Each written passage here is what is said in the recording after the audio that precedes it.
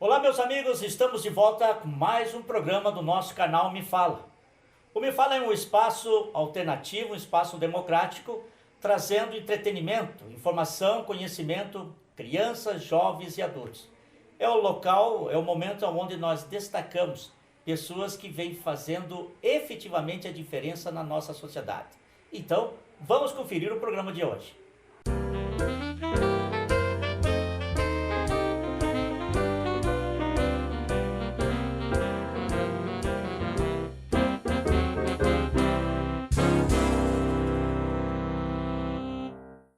Muito bem, no nosso programa de hoje Me Fala, nós contamos aí com a presença, ele que é o juiz de direito da comarca de União da Vitória, Dr. Carlos Mattioli. Doutor, muito obrigado de coração por aceitar. Sei que a sua agenda é bastante corrida lá no fórum e veio aqui participar conosco no nosso programa. Imagina, Alice, eu que agradeço, uma grande honra, uma grande alegria. Sou fã do teu trabalho, você sabe disso porque eu sempre ressalto. E muito feliz de ter recebido o convite e poder prestigiar a sua mais nova iniciativa. Obrigado, doutor. Assim, doutor, desde a minha infância, eu sempre tive uma visão, uma ideia de que o juiz é aquela pessoa fechada, o rosto sisudo, sempre de preto, batendo martelo, dificilmente sorri. E parece que você foi por um outro caminho. O que te fez e a partir de que momento te fez a diferença? Trouxe você para dentro da sociedade.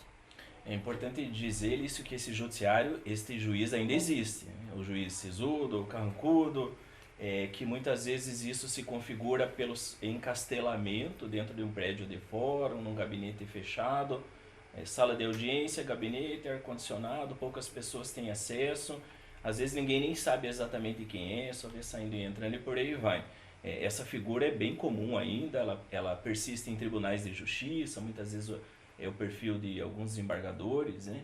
E na nossa visão de poder judiciário é um dos poderes, dos pilares de sustentáculo da República, e por outro lado nada mais é do que a execução de um serviço público, é a prestação do serviço público judiciário às pessoas que precisam. Então nesse contexto de serviço público que deve servir as pessoas, nós temos desde sempre, eu tenho particularmente essa visão desde sempre, de prestação de serviço que deve atender aos anseios daqueles que procuram a justiça. Mas essa tua atitude, consequentemente, acabou acarretando para você muito mais trabalho. Sem dúvida, Alício. Claro que ao prestar o serviço público nós podemos fazê-los de várias maneiras, né? Nós podemos fazer isso com trabalho em dia, de forma muito rápida, com qualidade, mas fechado dentro de um gabinete, muitas vezes nós não vamos atender aos anseios, como eu falei, às necessidades, aquilo que as pessoas esperam quando levam uma situação particular dela, pessoal, para a justiça. Então nós resolvemos sair de dentro do fórum, sair do espaço da justiça, ir até onde as pessoas vivem, nas comunidades, no interior, nos bairros, muitas vezes até na casa das pessoas, nas escolas, nos ambientes coletivos, e por meio dessas providências diferenciadas nós quebramos também o que você perguntou no início, que é a imagem mais carrancuda, mais fechada, de isolamento que o Poder Judiciário ainda tem em grande parte, é importante ressaltar, infelizmente, lamento, na execução do seu serviço. A primeira consequência é o aumento inevitável de serviço, e é um aumento bastante grandioso na medida em que nós não deixamos de produzir aquilo que a Justiça faz no seu dia a dia. Audiência, liminar, sentença, ouvir as pessoas, decidir, olhar os processos, tudo isso continua. Mas nós implementamos o algo a mais, né? O olhar frente a frente, ir até onde as pessoas estão, ouvi-las com mais qualidade, colocar multidisciplinariedade, outras profissões, a psicologia, o serviço social e por aí vai. E o aumento de trabalho, claro, é inevitável. Já tive a oportunidade de te acompanhar, de ver a caravana de pessoas, de instituições, o próprio poder público também sempre junto. Mas e a classe, a tua classe, a classe do judiciário? Que olhar eles têm em relação, que olhar essa classe tem em relação ao trabalho que você faz de diferente? Essa tua pergunta está ligada à pergunta em si e faz o link com o que foi falado anteriormente, né, Elis? Quando você esteve junto como pessoa, como profissional, com o seu grupo de trabalho, com a companhia de teatro, com a escola, enfim, vários formatos que nós já trabalhamos em parceria, você visualizou o que a gente faz, né? O tamanho daquilo que a gente produz como serviço de justiça para as pessoas que atendemos. E nós fazemos isso quando? À tarde, do meio-dia às 4 da tarde? Não, porque do meio-dia às 4, às 6 da tarde a pessoa está trabalhando, tá na escola, está estudando, os afazeres domésticos e por aí vai. Então um evento nós produzimos, por exemplo, num sábado. Nós escolhemos um sábado à tarde, onde a maior parte das pessoas está em casa, no seu horário de repouso, e pode acessar esses serviços judiciários, por exemplo, na porta da sua casa. Então você esteve conosco em inúmeros eventos com várias outras parcerias, instituições públicas, privadas, acadêmicos e por aí vai. O que isso causa para as pessoas no início? Uma certa estranheza, né, uma reação de surpresa, de não compreender o que está acontecendo, mas logo a seguir, num segundo momento, quem acessa os serviços tem uma satisfação muito positiva, um feedback muito bom para aquilo que nós nos propomos a fazer como prestação de serviço judiciário. Por outro lado, isso causa estranheza também no próprio meio jurídico. Não é comum, por exemplo, entre advogados, juízes, promotores de justiça, visualizar, por exemplo, o juiz num sábado à tarde num conjunto habitacional socioeconomicamente vai lá naquela bastante primeira pergunta, complicado, o juiz lá está do meio. fechado nas quatro paredes ali. E claro, isso ao causar estranheza, algumas pessoas também têm uma dificuldade de compreender exatamente o que se propõe.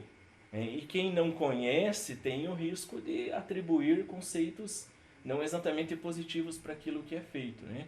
Nós conseguimos, por exemplo, isso num prazo de 3, 4 anos, agora só pegando a reta final agora para hoje, né, para trás, um aumento de 10 vezes o número de processos judiciais que tínhamos antes dessa formatação diferente. Isso pegando só a reta final. Esse aumento de 10 vezes, o que ele produz? Ele mostra que as pessoas estão confiando mais nos atendimentos judiciários que fazemos e estão nos procurando. Então é um caminho sem volta por um lado. Por outro, quem olha de fora fala, pô, o que o juiz está fazendo lá num sábado à tarde, lá no interior de Cruz Machado, no interior de Bituruna, com uma companhia de teatro, com acadêmicos lá do curso de biologia, de educação física, né? O que isso tem a ver com o judiciário, né? Esse é um exemplo, um aumento de 10 vezes no número de pessoas que vêm até nós, porque elas não são obrigadas a vir, né? Não é, por exemplo, nós queremos dirigir, somos obrigados a ir até o Detran ou o Ciretran para fazer a habilitação para dirigir. Nós temos um imóvel, tem que vincular lá na prefeitura, alvará, depois acertar o IPTU, é uma vinculação obrigatória. A justiça ela é procurada quando a pessoa não consegue resolver seus problemas por conta, conversando, dialogando, e chega um momento que ela acessa o serviço público, o serviço de justiça. Então ela pode ir até a justiça ou não, ou ela pode continuar tentando resolver por fora ou ela pode desistir. Não é algo que ela tenha um vínculo necessariamente obrigatório, salvo, claro, quando o outro lado chama, né? Então esse aumento mostra que nós estamos no caminho certo, que as pessoas passam a confiar mais, elas veem o nosso fórum, a nossa vara da família, o nosso SEJUSC, Centro de Cidadania, como um espaço de garantia de direitos, como um espaço de evolução da sociedade, como um espaço de ter acesso àquilo que não nos foi fornecido, mas que é nosso direito. Então vamos conseguir lá. É a prática efetiva do exercício da cidadania e a inclusão social. É uma cidadania em sentido amplo, né, amplíssimo, né, porque quando nós colocamos a cultura nesse evento, a cultura não está diretamente ligada à prestação de serviço judiciário, é uma ação de pensão alimentícia, uma ação de divórcio, o que a companhia de teatro ali tem a ver? Mas a companhia de teatro ela está recepcionando as pessoas que vão naquele dia conversar conosco, ela está promovendo a arte, as crianças que estão acompanhando os adultos, elas ficam entretidas enquanto o adulto consegue conversar com a psicóloga, com o atendente judiciário. Há pessoas que se motivam a continuar estudando, que é uma outra área que a gente atende, por exemplo, a evasão escolar. É obrigatório quem participa... Mas para nós também, artistas, eu vi pela experiência própria dos meus colegas, meus alunos, esse contato direto com a comunidade e eles entenderem que ser artista não é estar alheio dos problemas que a sociedade oferece hoje. Sim, até porque a arte pressupõe a aquisição de conhecimento, exatamente, a capacitação técnica, né? Então tudo isso é promovido num evento como Amigos do Povo, que é um projeto que nós damos num sábado à tarde numa comunidade, né? Então é uma soma de esforços de instituições parceiras, públicas, privadas, com foco na cidadania e mais do que isso, como você muito bem observou, no desenvolvimento, na promoção, na qualificação socioeconômica. Eu coloco o econômico junto, porque o social e o econômico sempre estão aliados, né? A pessoa que se capacita, que estuda mais tempo, que permanece mais na escola, ela abre mais portas para o seu futuro profissional, para a promoção econômica da família. E o social aquela questão de dependência menor do poder público, né? De não depender da cesta básica, de não depender do aluguel social, de não depender de algumas coisas que acabam nos prendendo e permanecendo essa manutenção do status quo por gerações para frente. Acabar compreendendo a sua própria potência como cidadão dentro da sociedade. Sem dúvida nenhuma. E a arte junto, a cultura, o teatro, a música, como você acompanhou, o esporte, é tudo conjugado à disposição das pessoas, né? Universitárias aqui participando. O acadêmico que ele tem um contato primeiro com as pessoas que ele vai atender mais adiante. De repente a gente fez convênio nisso. A primeira vez que eu mandei para o Tribunal de Justiça o convênio com uma instituição de ensino local, eu coloquei todos os cursos da instituição. Na época eram quase 30, deve ter um pouco mais agora. Aí o tribunal devolveu. Ele falou: doutor Carlos, o senhor pode retificar, fazendo um favor? Porque além do direito, da psicologia e do serviço social, o que é praxe, né, fazer convênio com os prédios de justiça, falou: o senhor colocou aqui enfermagem, engenharia, arquitetura. Eu acho que houve um aqui, o senhor puder corrigir. Eu falei: não, tá nada errado não. Nós queremos fazer o convênio com todos os cursos, com a nutrição, com a biomedicina, com a educação física, porque nós vamos promover atividades de cidadania, de prestação de serviços de justiça em conjunto com esses cursos. Então não tem nada errado, aguarda a ratificação do tribunal para que eu possa levar o convênio adiante.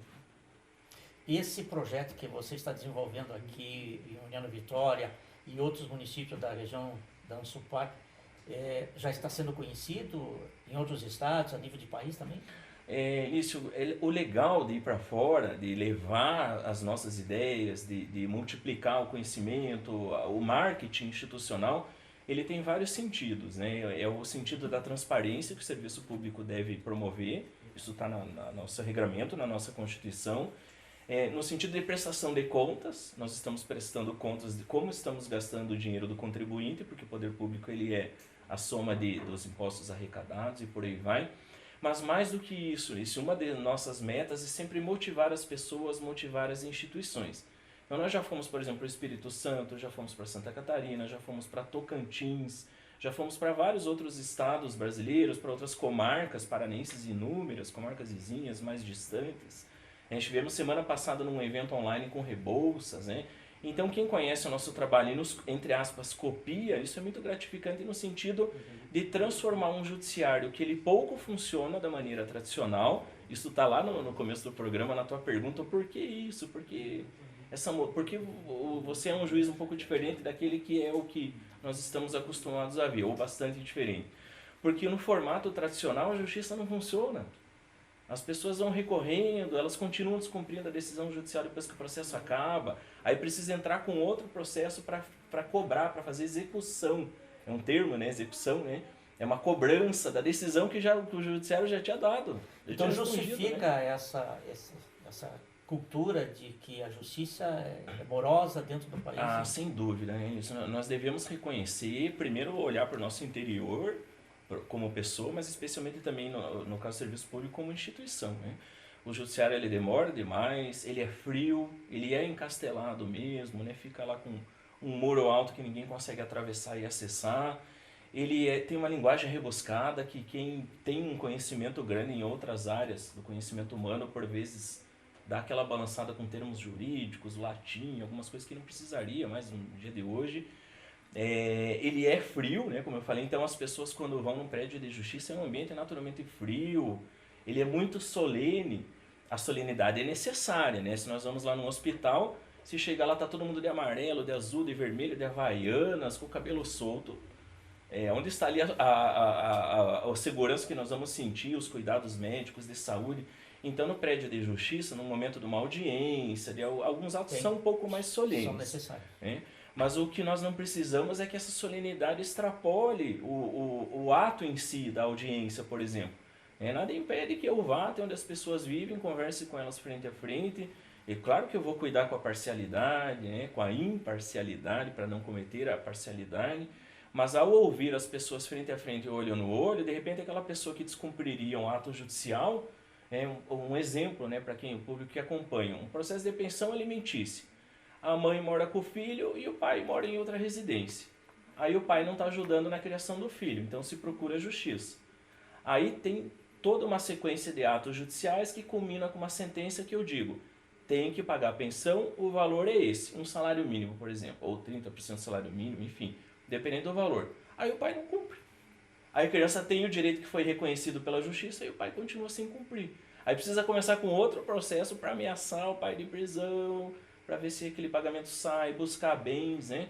De repente é alguém que tem um olhar diferente da justiça para com ele também poderá, em primeiro lugar, expor o porquê ele não está pagando. Às vezes ele tem uma mágoa do relacionamento que tem errado, decepção, pode ter ocorrido uma traição, as coisas estavam tão bem, de repente ficaram ruins, a forma como cada um cria o filho, então ele vai poder expor isso dentro do ambiente de justiça. Seja lá no interior de Cruz Machado, como você nos acompanhou lá em Santana, no comecinho de um dos nossos projetos, seja aqui em União da Vitória, no centro, fizemos aqui na estação, né, ano passado, antes da pandemia. Então nós vamos ali, ele vai falar frente a frente, ele não vai precisar entrar naquele ambiente gelado, frio, formal. Ele se veste de uma maneira que não é como as pessoas lá estão vestidas, ele fala de maneira diferente. E você efetivamente já conseguiu resultados bastante positivos com essa sistemática que você vem desenvolvendo? A palavra de gestão que a gente usa é o feedback, né? Mas o que é o feedback? É o contentamento, é a felicidade das pessoas ao final de um projeto como esse. Há processos disso, tem uma brincadeira que a gente fala no meio jurídico, que o juiz ele desagrada a todo mundo. Quem perde porque perdeu a ação. E Sim. Quem ganhou porque não ganhou tudo o que queria. E demorou muito ainda. Então sai todo mundo descontente, né? E nós temos uma realidade no nosso cotidiano de fora que tem pessoas que, entre aspas, perdem o processo e elas saem agradecendo. Saem sorrindo, falam, olha, foi muito importante o que eu ouvi nessa audiência, as reflexões que eu fiz. Eu tive um caso hoje aqui, vindo para a entrevista, uma pessoa me procurou no WhatsApp, porque eu tenho bastante abertura de acesso nesses momentos de pandemia, até por redes sociais, né? Então a pessoa me procurou e falou, juiz, eu refleti sobre o que aconteceu nos últimos dias, eu vou mudar meu comportamento com a minha filha. Eu fiz tudo errado e eu estou reconhecendo isso, queria falar diretamente para o senhor. Partiu na iniciativa... E veja que pesado, esse caso, claro que eu nunca falo nomes, né? Claro. Alguns casos são antigos, não são pessoas que estão mais aqui perto de nós, mas é uma mãe que foi afastada da filha.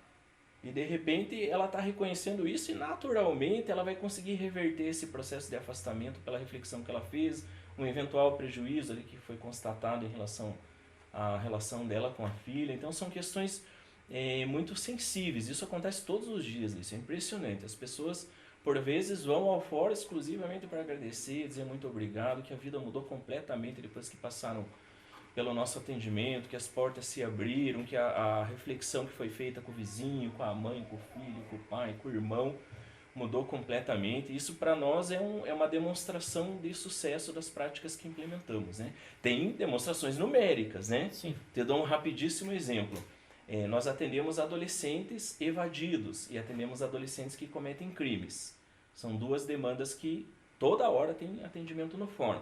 Nós unimos as duas e colocamos o adolescente que se aproxima das drogas e vicia, se torna dependente, o adolescente que tem problema familiar, aí colocamos também nesse, entre aspas, me perdão da palavra, mas para ficar mais fácil de compreender esse pacote, o adolescente que sofre bullying, o adolescente que se automutila ou que tem risco de suicídio.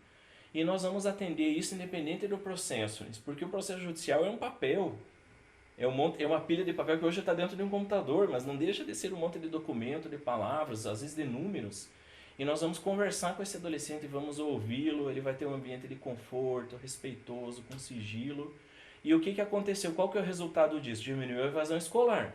Mas isso era o mínimo que a gente esperava ao trabalhar essa questão de uma maneira que nunca se trabalhou em nenhum fórum. Por tabela, a gente diminuiu os crimes praticados por adolescentes. A gente diminuiu-lhe o número de adolescentes com vícios, né, com dependência em álcool e outros tipos de drogas. Nós diminuímos o índice de suicídio infanto-juvenil. Tem criança que entra em depressão e suicida, né? Acontece, né, que comete o ato de suicídio ou de autolesão. Nós diminuímos as internações médicas desses problemas mais graves. Nós diminuímos bastante nisso, os casos de bullying, que é uma febre. O bullying de antigamente, que era um pouco mais... o bullying sempre foi ruim, né? Importante destacar. Mas o bullying de hoje é um bullying pesadíssimo, ele entra no bullying eletrônico, passa para o grupo de WhatsApp, Facebook, enfim, é tudo muito rápido, mais acelerado do que antigamente, do que as nossas gerações, né? Então tudo isso é trabalhado e isso é um dado estatístico. Mas para nós é o adolescente que entra no fórum de cabeça erguida e que não saía de casa, né? Uma adolescente que a mãe foi lá no fórum numa semana e falou: juiz, eu não sei mais o que fazer. O bullying da minha filha foi praticado pela diretora da escola, juiz. Quem ela menos esperava fez o que fez, espalhou a notícia no bairro, lá todo mundo está provocando minha filha. E, na verdade, doutor... E uma semana depois, se me permite, ela entra no fórum de cabeça erguida, abre um sorriso, senta na minha frente, né? E esse é o resultado que você perguntou. É aí que volta, né? Aquela primeira pergunta, né? Que até então a imagem, normalmente no fórum é a condenação, são problemas, são processos, e de repente...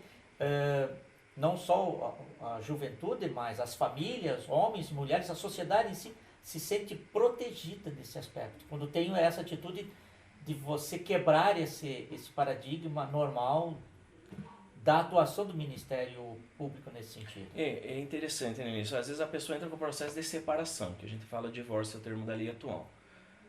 Certa vez entrou uma senhora, já de idade mais avançada, os filhos adultos, e eu estava presidindo a audiência, estava o ex-companheiro dela, que tinha acabado ali de se separar do outro lado, advogado, promotora. E eu cumprimentei, ao entrar na sala de audiência, abri a palavra para ela. Ela começou a xingar o companheiro, dentro da sala de audiência. Dos piores palavrões que você puder imaginar.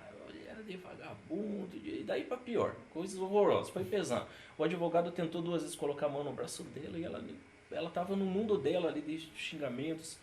E quando ela recuou, quando a gente conseguiu voltar a conversar com ela, eu falei: senhora, mais alguma coisa? Ela: não, era isso que eu tinha a dizer. Eu olhei para ele e falei: o senhor tem algo, até porque ele sofreu várias acusações pesadas, né? Ele falou: não, juiz, não tem nada para falar não. E ela foi levantando da sala, foi indo para a porta da sala. Eu falei: senhora, a audiência vai começar agora. Ela: mas já não acabou? Eu falei: não, vai começar, agora nós vamos ouvi-la, mas eu já falei. Eu falei: não, mas a gente não gravou seu depoimento, eu estava só ali cumprimentando, perguntei se a senhora tinha alguma dúvida, né? Agora, não, juiz, para mim acabou. Ela falou: sabe por que para mim acabou? Porque é a primeira vez na minha vida, juiz, que eu olho para ele, falo o que eu penso e não vou apanhar depois. E claro que daí ela contou, naquele monte de xingamentos, ela contou que ele controlava a roupa que ela usava, que ela não podia mais sair de casa sozinha, que ele chegava alcoolizado todo dia em casa, jogava o jantar que ela tinha acabado de preparar no chão, ela tinha que preparar de novo. Tinha as coisas horrorosas, controlava o celular dela, tinha crime sexual que existe, é importante que as pessoas saibam, né? Tem o estupro do marido em face da mulher, né? Fazia relações forçadas e por aí vai. Então ela desabafou, ela colocou aquilo para fora, ela não queria exatamente o divórcio, ela precisava falar aquilo, tirar o peso de 35 anos de relacionamento sofrendo violência. Isso. Imagina o quanto foi importante aquele momento. Para ela acabou, daí ela saiu, eu falei: senhora, tem aqui, eu vi no processo, tem um trator, era zona rural, né? Tem 10 galinhas, tem 2 porcos, tem lá vaca leiteira, nós vamos dividir. Agora eu falei: eu não quero nada, juiz, pode ficar tudo para ele. Para mim, o que eu consegui hoje aqui é o que eu precisava. Daí a gente terminou a audiência e assegurou os direitos dela, né? Porque depois ela, refletindo, ia ver que aquilo poderia fazer falta, né? Mas veja, a vontade dela era essa. E isso é um pouquinho de tempo atrás. O que a gente faz hoje? Essa pessoa ela não vai precisar fazer esse desabafo na sala de audiência. Antes ela já vai ser atendida pela estagiária de psicologia, que encaminha para a psicóloga, que vai fazer um acolhimento, que vai prepará-la para os atos subsequentes do processo. Então, nós implementamos isso daí tecnicamente dentro do nosso fórum, né? É algo diferente também do que é comum num prédio de justiça. É importante você que está assistindo o nosso programa compreender o que é o dia a dia, enfim, os serviços, a prestação de serviço múltiplo que ocorre dentro do fórum nesse trabalho, nessa sistemática diferente que o Dr. Carlos Mattioli vem desenvolvendo aqui na nossa região. Agora a gente vai em um intervalo comercial, a gente vai mostrar um pouquinho os nossos parceiros. E é claro que a gente já volta com mais informações com o Dr. Carlos Mattioli. Vamos conferir quem é parceiro do canal Me Fala.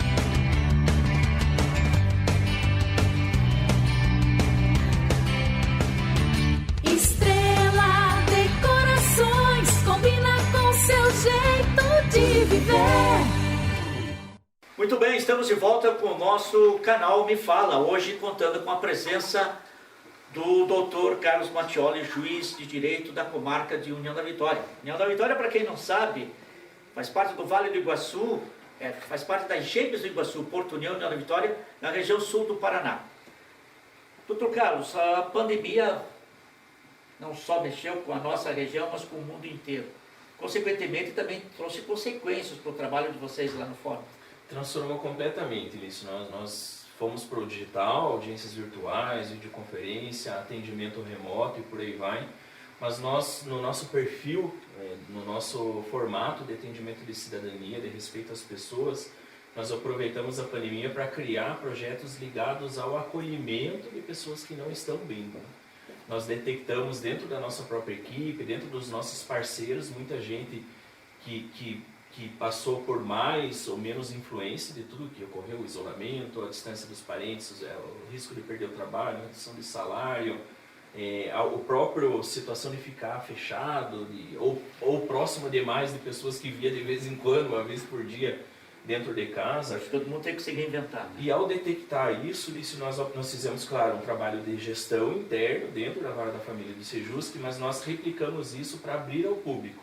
E nós fechamos já quase 400 atendimentos, isso de pessoas que nos procuraram voluntariamente procurando ajuda. Nós divulgamos, nós criamos um nome, é uma sigla RAC, RAC, que significa Rede de Ajuda Sejusc, Coronavírus, né? Sejusc é o coronavírus, ali no C.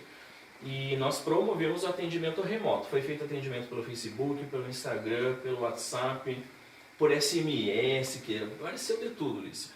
E quase todo mundo conseguiu ter esse atendimento de maneira remota, de maneira positiva. Um ou outro caso que precisou a gente ir até onde as pessoas estavam para formatar o atendimento.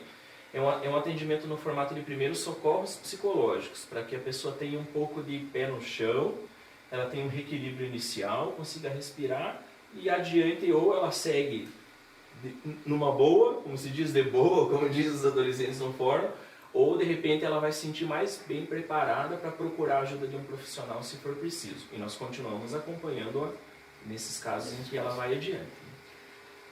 E outra coisa, doutor. O Poder Judiciário, ele deve intervir tanto, é papel do Poder Judiciário intervir tanto o Ministério Público na vida do cotidiano? Qual é a linha que nós devemos seguir? É a Constituição só?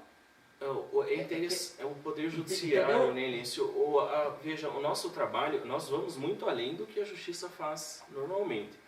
Mas você sabe disso porque esteve conosco, quem acompanha nosso trabalho, o nosso formato não é de intervenção direta, é de criação de mecanismos para que as pessoas possam correr atrás daquilo que elas acreditam.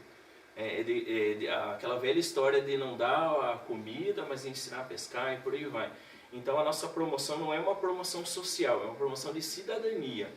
Nesse sentido, é sim dever, porque nós temos uma dificuldade muito grande de transpor aquilo tudo que vai criando círculos de gerações e as coisas não mudam. A corrupção, que você mencionou um exemplo, a questão sanitária no país é desastrosa, a questão social de desemprego, de violência, tudo isso persiste.